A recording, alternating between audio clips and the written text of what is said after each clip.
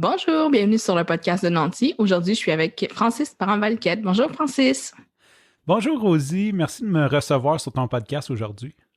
C'est le fun, on va parler de Money Mindset. Je me suis rendu compte que j'en ai même pas encore parlé sur sur Nancy de Money Mindset, alors que je travaille très, très fort pour changer le mien. Fait que j'ai hâte de voir notre discussion. J'avais vraiment hâte de te parler d'argent parce que je t'ai lancé une invitation justement après notre appel pour ton balado, pourquoi faire une balado. Et j'ai dit, si tu veux, on pourrait se parler d'argent. Puis tu as dit tout de suite oui, que ça t'intéressait.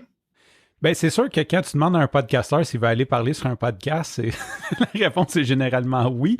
Mais oui, ça m'intéressait parce qu'on en a parlé dans le passé que justement, je veux travailler là-dessus, que je travaille là-dessus, que je veux travailler, que je veux améliorer ça. Et je trouve tellement ta mission géniale que oui, ça me fait plaisir. C'est pas juste que de parler sur un podcast, c'est vraiment la mission me touche.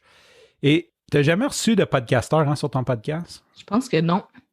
Tu vas voir, c'est bien le fun parce qu'on hijack l'entrevue de l'autre, donc tu risques de perdre le contrôle. C'est bon, c'est parfait. Moi, je veux que ce soit vraiment une discussion. Puis j'ai dit que j'avais pas encore parlé de mindset. Puis je me suis dit, faudrait pas trop que je parle justement parce que c'est pas mon épisode à moi, mais c'est ton épisode à toi. Mais une chose que j'ai comme envie de prédire, c'est qu'on dirait que peut-être qu'on va se donner des petites tapes dans le dos tout le long de l'épisode parce que je pense que toi aussi, tu as fait beaucoup de chemin sur ton money mindset. Puis tu travailles peut-être même activement à changer tes croyances limitantes. Est-ce que je me trompe? Non, définitivement, tu ne te trompes pas. On va se donner des tapes dans le dos, comme tu dis. Je pense qu'aussi, il y a une partie de notre parcours qui est similaire. L'hypnose, je ne sais pas si tu en as parlé dans certains épisodes de ton podcast. Pas Je sais que vraiment, tu as mais parlé avec Jenny Lynn. J'ai écouté l'épisode avec Jenny Lynn, mais c'est ça. On peut peut-être commencer par... tu peux peut-être te présenter? Hey, bonne idée. Francis Parent-Valquette, je suis l'invité de Rosie aujourd'hui sur le podcast Nancy. Mais outre ça, en fait, je suis propriétaire d'une agence de production de podcasts. Donc, c'est dur à définir. Je suis producteur de podcasts, podcasteur. En fait, je mange de podcasts et j'essaye d'en vivre le mieux possible. Je travaille à en vivre le mieux possible et c'est ça, c'est pas mal ça. Si vous me suivez, vous allez voir que genre je fais comme 2 podcasts quotidiens et un podcast bi-hebdomadaire.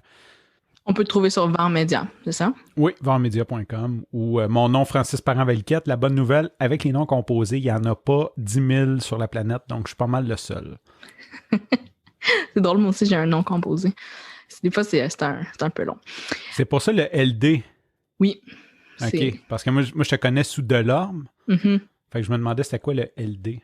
Oui, c'est juste parce que c'est long, des fois. Puis j'écris plus Delorme, mais c'est LD. Mon pseudonyme. Fait veux-tu me dire pour toi, c'est quoi le money mindset? Ben, tu as parlé de croyances limitantes. Donc, selon moi, l'état d'esprit dans lequel tu vis avec l'argent, je vais le définir comme comment que je le vois aujourd'hui. Ça va peut-être être intéressant. Peut-être que je vais réécouter ça plus tard puis je vais en rire ou que je vais être fier du progrès que j'ai fait. Mais je dirais que pour moi, c'est comment que tu gères tes émotions face à l'argent. J'irais jusque dans les émotions, dans le sens que comment tu vois l'argent, comment tu perçois l'argent, à quoi ça t'amène, puis je verrais même les émotions, parce que quand l'argent t'amène dans des émotions négatives, veux pas, ça brouille un peu ta façon de penser face à ce que tu peux faire ou comment la faire. Mm-hmm. Puis ça, c'est quelque chose que ta relation avant était justement, est-ce qu'elle était brouillée avec l'argent?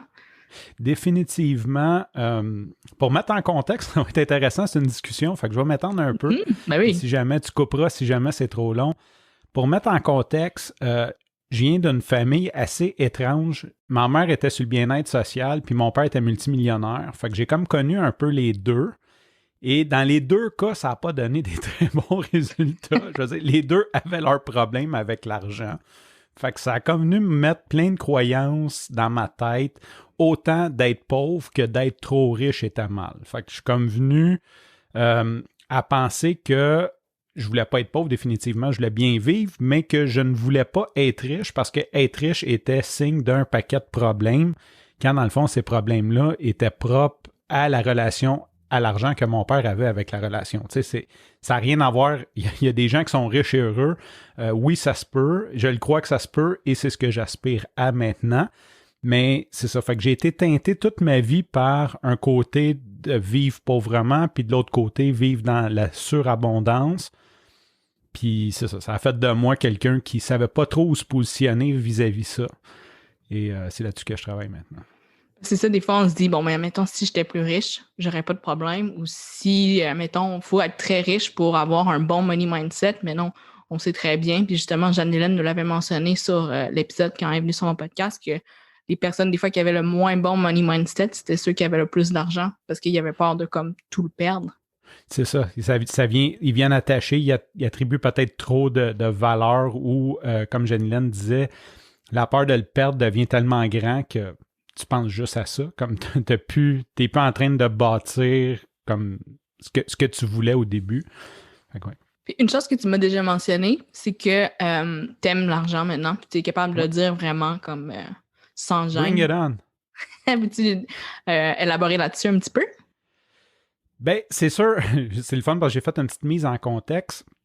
Il y avait toujours comme une question de contrôle, je mettais toujours un peu le pied sur le frein, je me sabotais moi-même, c'est un peu mon état d'esprit. D'un coup que mes choses commençaient à bien aller moindrement, je m'assurais de tout saboter pour ne pas vivre les problèmes de quelqu'un de trop riche, comme ça c'était dans mon inconscient, ou pour ne pas répéter le chemin que je considérais que je voulais pas faire de mon père.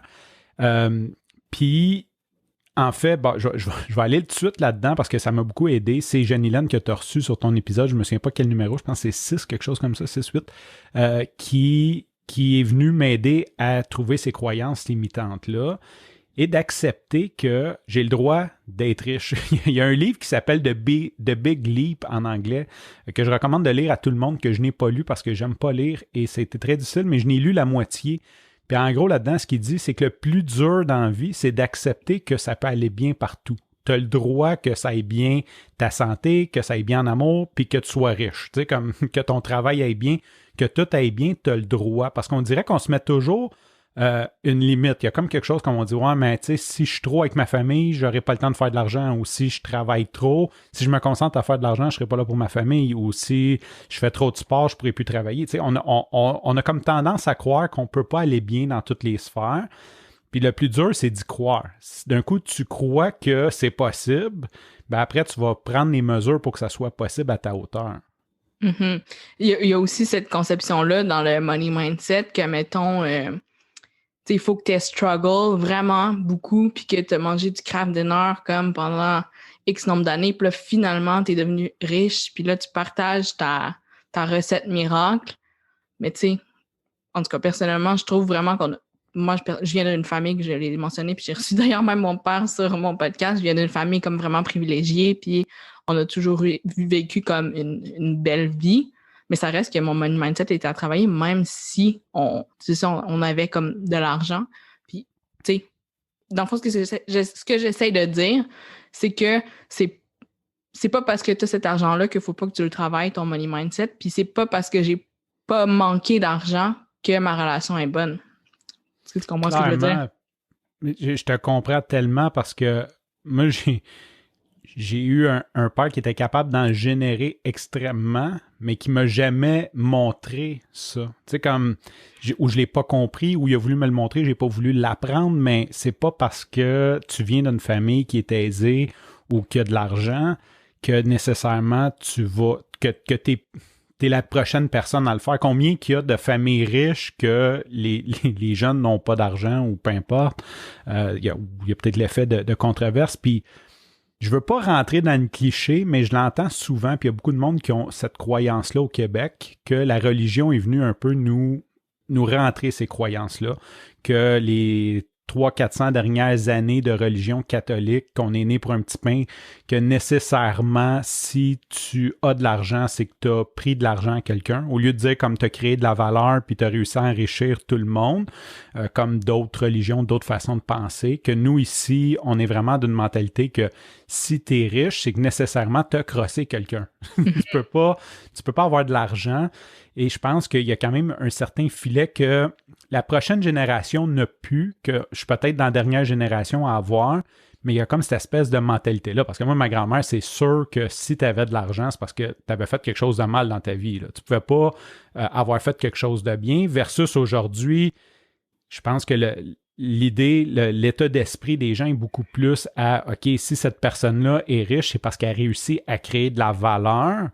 Puis si elle crée de la valeur, qu'elle paye plus d'impôts, ben tout le monde va être plus riche. Je veux dire, on va tous être plus riches. Plus qu'il va y avoir de monde riche, plus qu'on va tous s'enrichir alentour. Et non nécessairement, si lui est riche, c'est à nos dépens, puis nous, on est nécessairement pauvres. Tu sais. Mm-hmm. Une chose que ça change, ces mentalités-là. Tu sais, quand tu t'intéresses un petit peu au money mindset, tu vois beaucoup comme la spiritualité. Puis là, je sais pas si toi, tu es là-dedans ou peut-être pas du tout, mais comme, tu sais, manifester de l'argent, créer de la richesse, puis vouloir comme que cet argent-là arrive dans ta vie. Est-ce que c'est des choses que tu regardes ou pas du tout?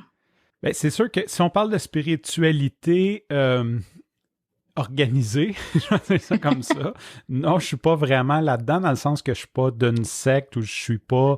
mais oui, je suis beaucoup dans les croyances, la méditation, de le voir, la prévisualisation. Mm-hmm. Juste de se sentir, comme ça a l'air niaiseux, mais juste de se sentir riche, même si, tu sais, peut-être ton chiffre n'est pas où ce que tu as atteint, juste de dire, hey, je me lève aujourd'hui, j'ai la liberté de pouvoir aller courir ce matin, comme, je suis assez riche, là, j'ai déjeuné, je vais courir, je fais un métier que j'aime, j'ai une famille super, comme, juste de rentrer dans cette visualisation-là, de dire comme, wow, comme, c'est cool, puis je vais en gagner encore plus aujourd'hui, comme de visualiser que aujourd'hui, je travaille à améliorer ça. Je pense que si ça peut rentrer dans la spiritualité, oui, mais j'ai pas de... J'appartiens pas à aucun groupe de pensée organisé.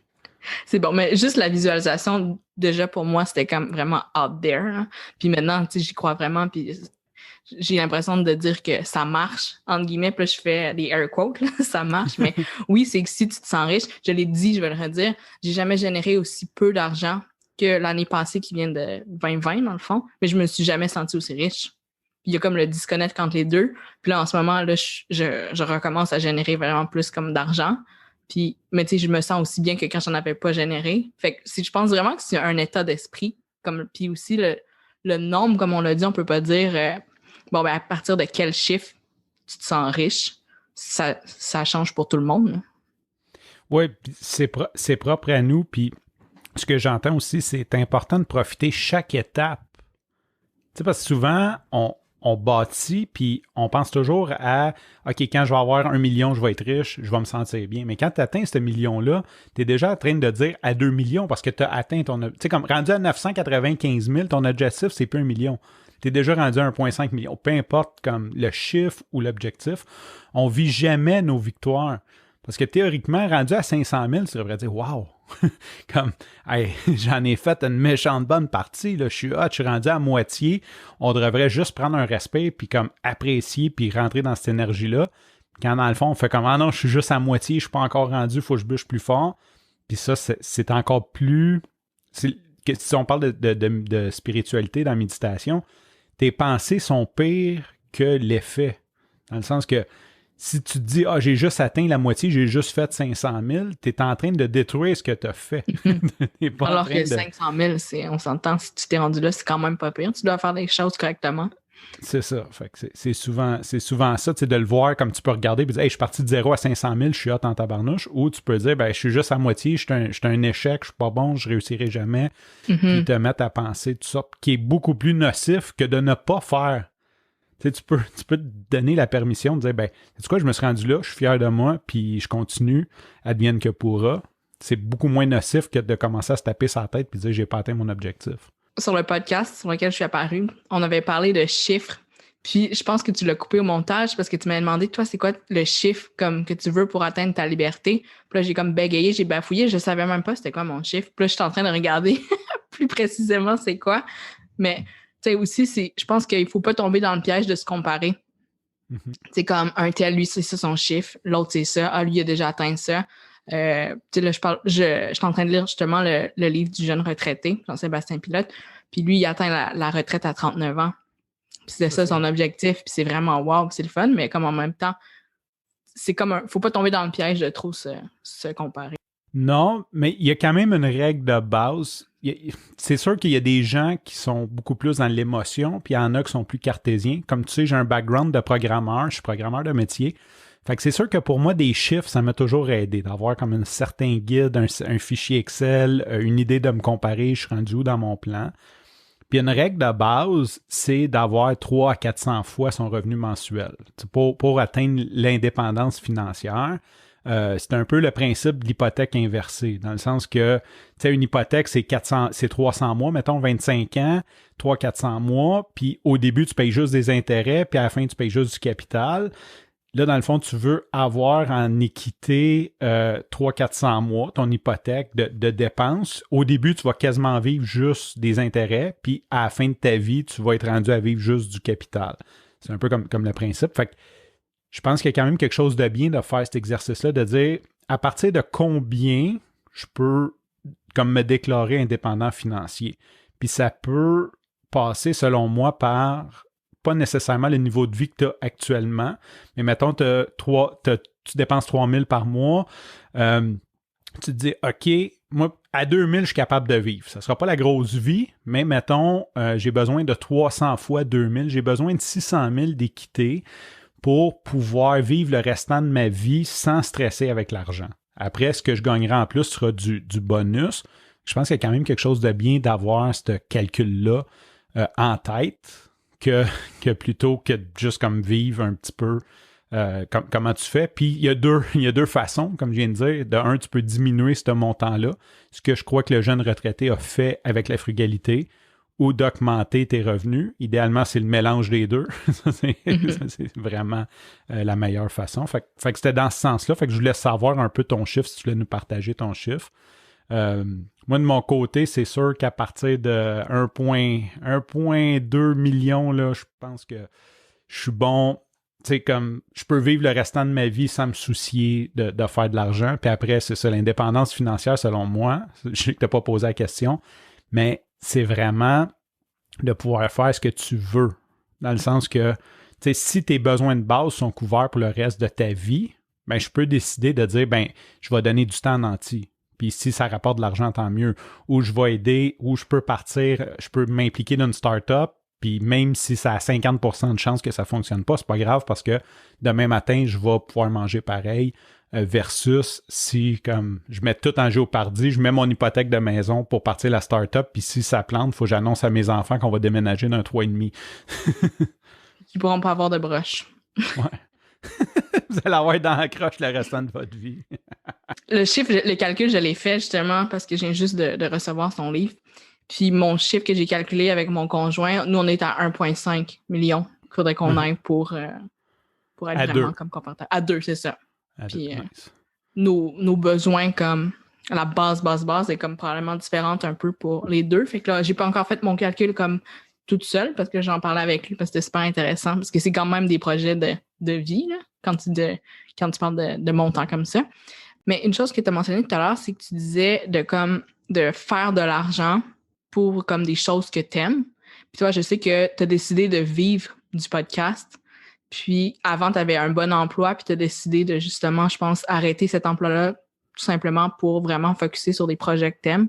Est-ce que ça fait partie de ta liberté, de la liberté que tu t'accordes? Oui, oui, définitivement. Ben, c'est de la prise de risque. C'est drôle parce que tu tombes d'un moment difficile. c'est le fun de parler de Money Mindset. J'encourage tout le monde à faire ça. Mais oui, ça fait partie de la liberté. Puis c'est drôle parce que, tu sais, quand je dis dans le fond, quand je vais être à la retraite, comme quand je vais être indépendant financier, je ne vais pas parler de retraite, je vais juste faire les projets que je veux, mais c'est pas mal ça que je fais déjà. C'est juste, la différence, c'est que je ne stresserai plus avec l'argent, je dirais ça, parce que j'ai décidé de vivre comme ça. Ça vient avec ses forces et ses faiblesses. C'est sûr, quand tu décides de vivre comme ça, c'est un peu comme Frank Sinatra, là, I did it my way. Des fois, tu manges des tapes, tu manges des tapes, faut que tu te relèves. Mais oui, puis c'est sûr qu'en même temps, on va rentrer là-dedans, tu sais. J'ai une mère alcoolique, fait que je viens d'une famille assez dysfonctionnelle, puis mon père a fait 10 ans de prison. Puis mon père était capable de sortir puis de se rendre multimillionnaire, puis bon, ma mère, c'est ma mère. Mais tout ça pour dire que tu sais, on voit tellement des fois nos obligations comme quelque chose de grave quand on peut se permettre de faire des choses, d'essayer des choses. Tu sais, je ferai jamais l'erreur en partant d'une compagnie de podcast de me ramasser 10 ans loin de mes enfants en prison aux États-Unis. Tu sais, fait que quand tu baisses le standard, fait que tu peux te permettre un peu plus, puis il n'y a aucune façon que tu fasses $0. Je sais, au moins que vraiment tu décides de ne pas travailler, mais peut-être que tu n'atteindras pas tes objectifs en faisant un projet comme ça, mais tu vas vivre entre-temps. Tu vas peut-être vivre plus pauvrement, mais tu sais, si mettons tu disais je voulais faire 100 000 par année, mais que tu en fais juste 60, ça va quand même rester comme une expérience, puis tu n'auras pas tout perdu. Les chances que tu te ramasses banqueroute, comme faillite, puis tout perdre, sont quand même minces, tu sais. Puis j'ai décidé... De toute façon, c'est même pas un choix. Peut-être qu'aujourd'hui, je serais capable en travaillant sur mon mindset, mais je me sens pas capable de travailler pour quelqu'un. Comme de me faire dire quoi faire, c'est juste pas moi. D'avoir un boss qui me dit à quelle heure rentrer, quelle heure finir, c'est pas moi. Fait qu'il y a un côté qui est pas vraiment choix non plus là-dedans. Quand tu parles de bon emploi, c'est surtout que j'étais programmeur, j'avais des bons contrats et j'ai décidé de laisser les contrats aller pour me concentrer sur le podcast. Parce que je vois une grande avenir là-dedans. Ben oui, c'est certain. Puis aussi, tu as dit, on se ramasse jamais à zéro, encore plus ici au Québec. On est tellement chanceux. Tu disais que ta mère bénéficiait comme d'aide mensuellement. Mais tu sais, admettons, demain, tu décides là, que ça marche plus les podcasts puis que t'aimes plus ça puis c'est plus ta passion. Mais on a vraiment un filet. Un filet pour nous rattraper. Là. On est vraiment chanceux de ça. Tu sais, des fois, c'est ce que je dis.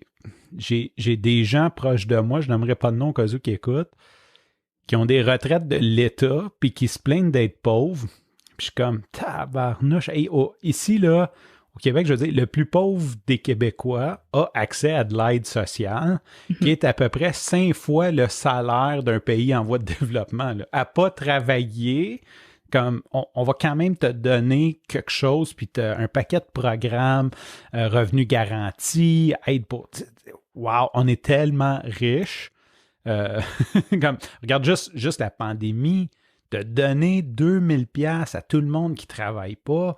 On est-tu dans le meilleur pays du monde? Je veux dire, arrêtez de vouloir vous séparer. Je veux dire, je vais pas parler de politique, là, mais tabarnouche. Puis j'ai des convictions, je comprends toute la séparation, puis tout, là, je comprends les enjeux, c'est pas ce que je dis, mais wow, tu sais, on est tellement riche, puis même ici, si tu pètes faillite, il n'y a pas de conséquences.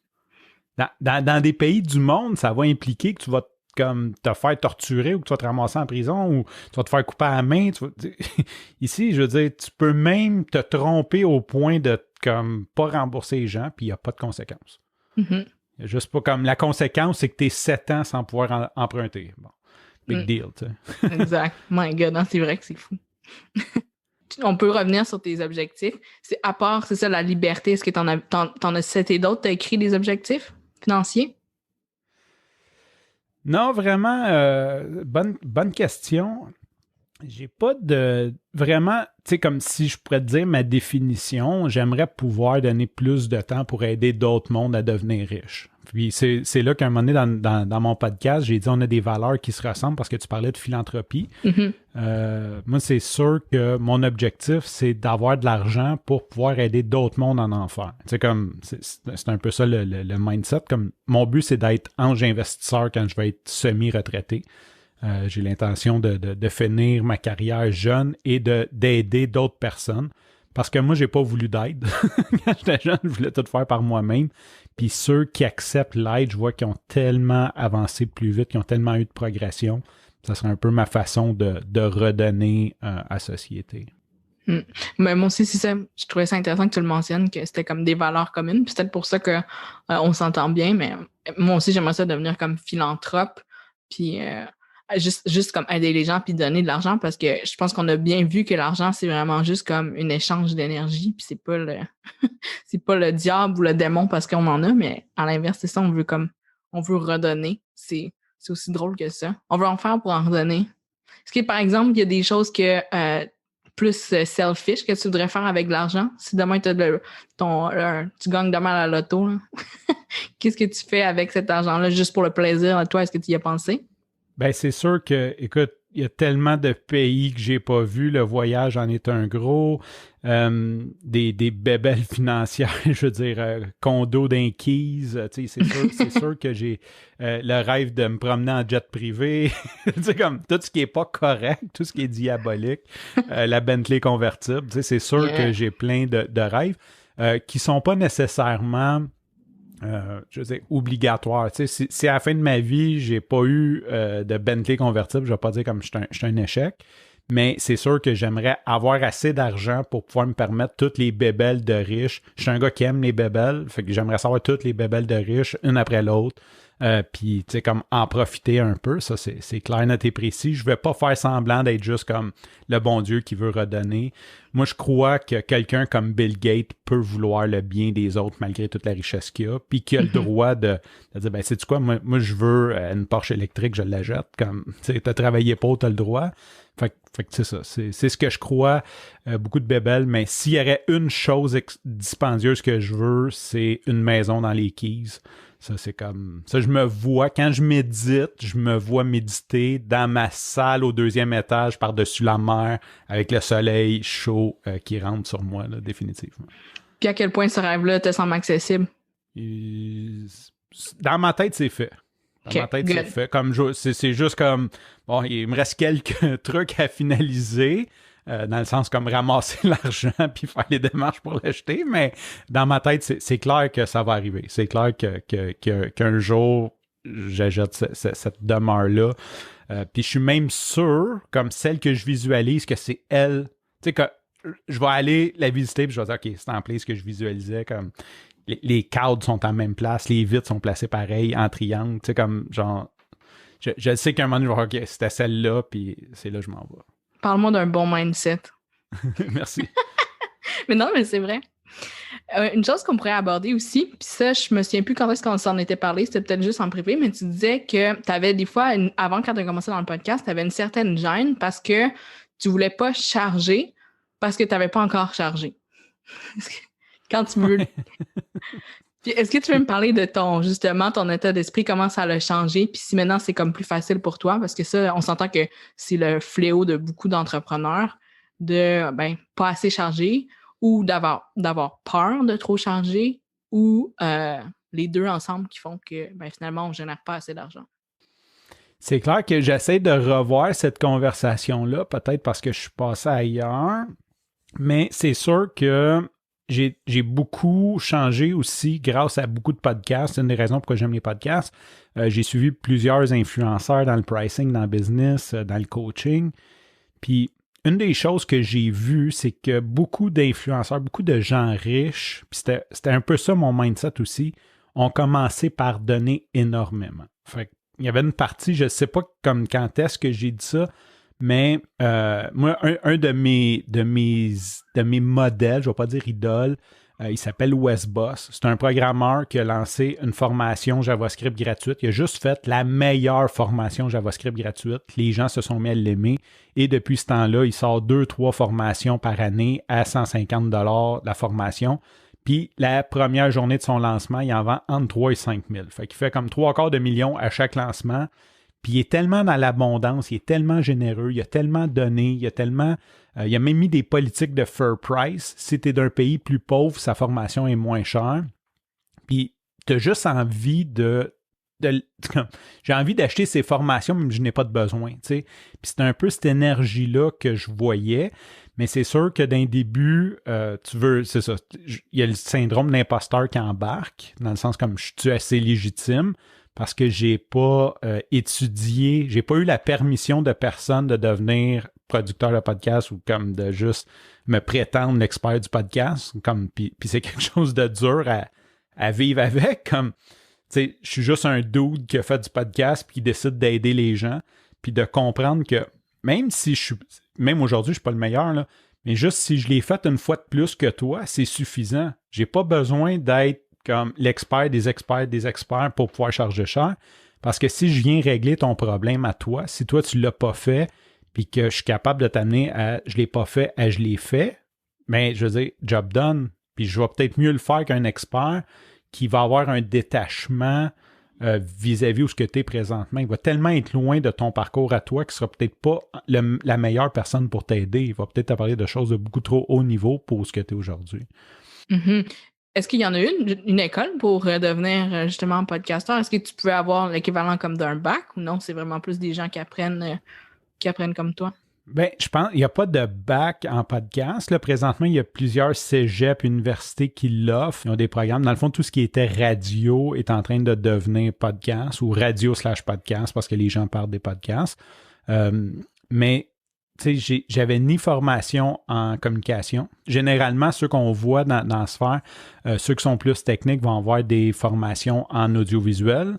Ou ceux qui sont peut-être plus idéateurs vont avoir un côté storytelling, littérature.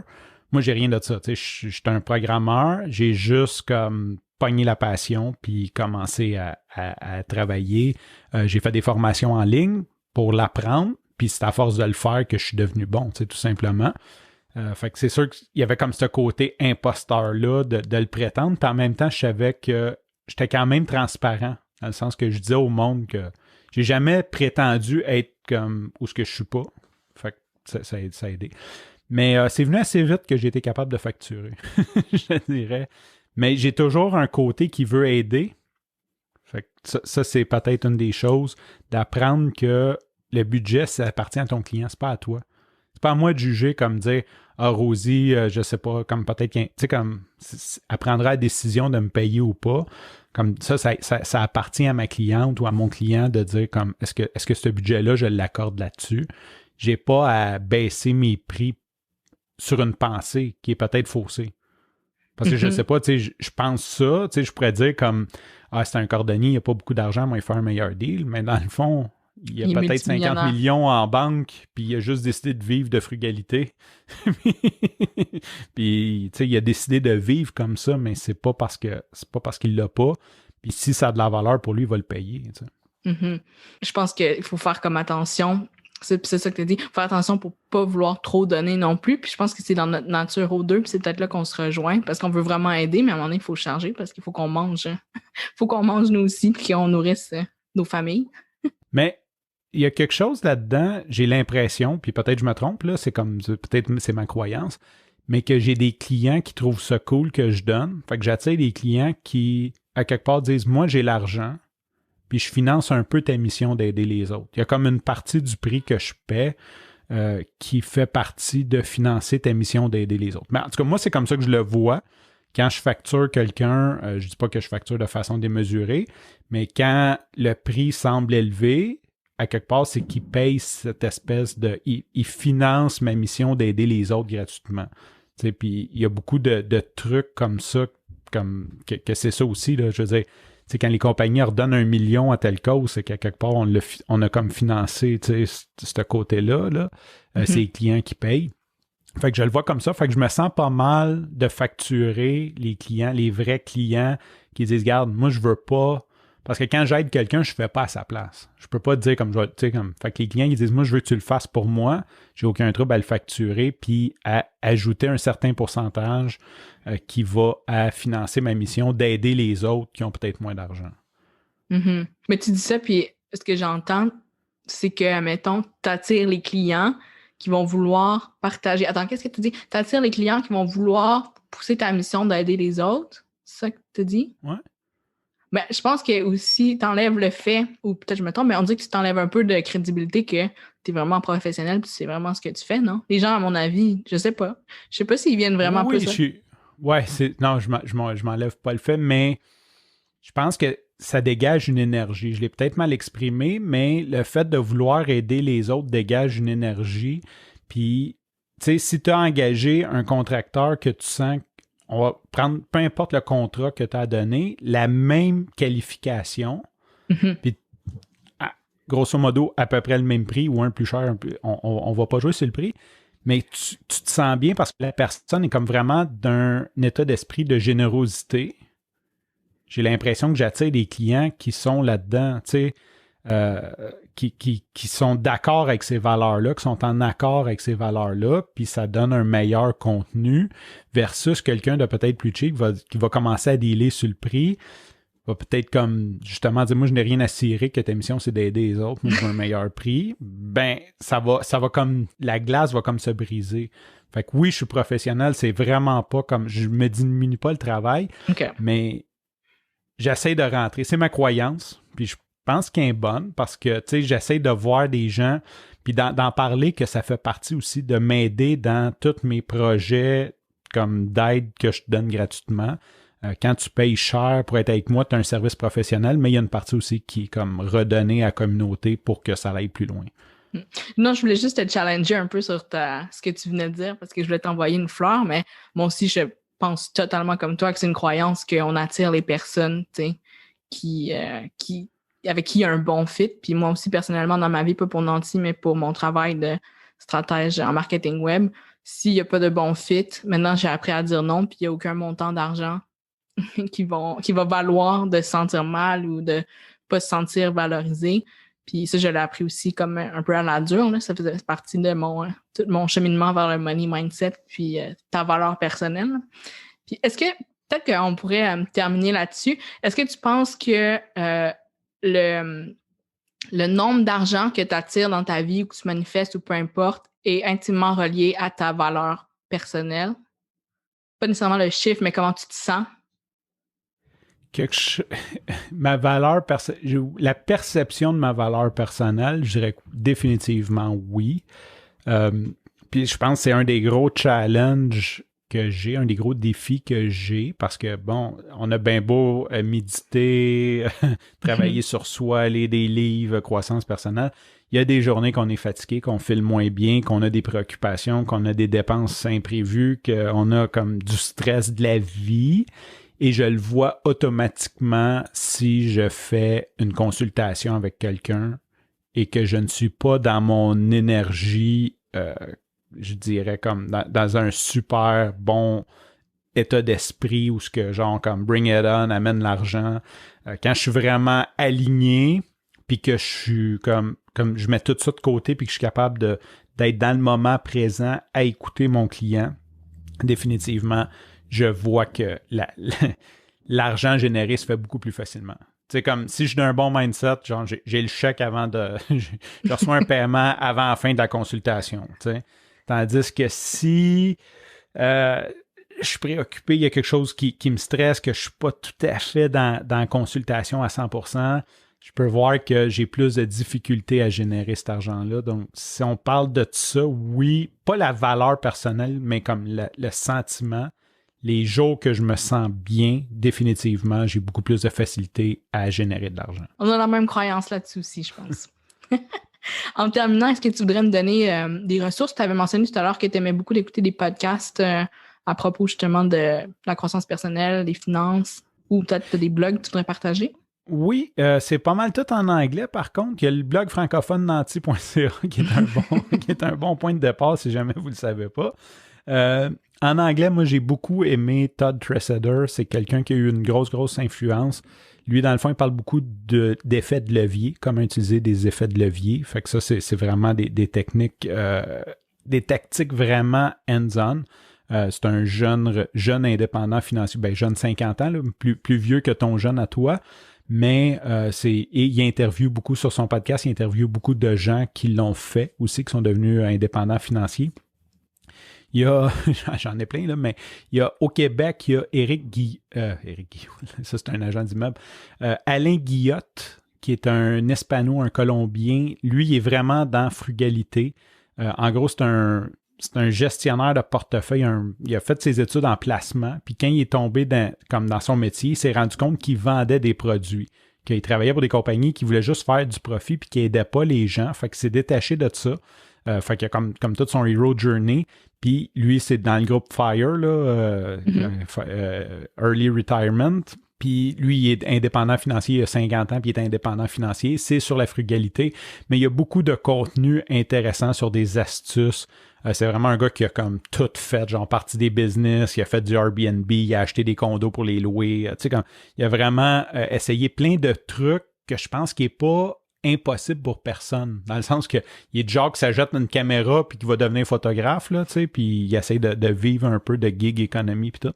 Fait que ça, c'est vraiment intéressant. Puis la dernière que je mettrais, que j'aime beaucoup, c'est Mr. Money Mustache aux États-Unis, qui est un Canadien, je pense qu'il est de Toronto, mais qui a déménagé aux États-Unis. Lui aussi, il est beaucoup dans la frugalité, mais lui, il a vraiment un mouvement, là, les moustachiennes qui le suit, là, qu'il y a vraiment, c'est ça, il y a un aura, il est intéressant, puis c'est cool comme de suivre ses conseils.